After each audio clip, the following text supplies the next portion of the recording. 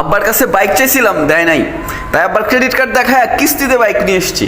আমি জানি যে এই বিষয়টা জানার পরে আমাকে সেই লেভেলের ধোলাই হবে, বাট আমি সব কিছু জেনেই প্রিপারেশন নিয়েই মাঠে নামছি যে আমি একদিন ধোলাই খাবো, বাট সারা জীবনের জন্য তো বাইকটা আমার হয়ে যাবে। হোয়াট এভার, আমি ধোলাই খাওয়ার প্রিপারেশন নিয়ে আমি বাসার দিকে আগাচ্ছিলাম যে বি স্ট্রং ম্যান, একদিন ধোলাই খেলে কিচ্ছু হবে না। যাই হোক, ভয় ভয় ভাব নিয়ে এবং এক বুক সাহস নিয়ে রুমটা খুললাম। দরজা খুলে ঘরের ভিতর যেয়ে দেখি ওমা আব্বা নাই।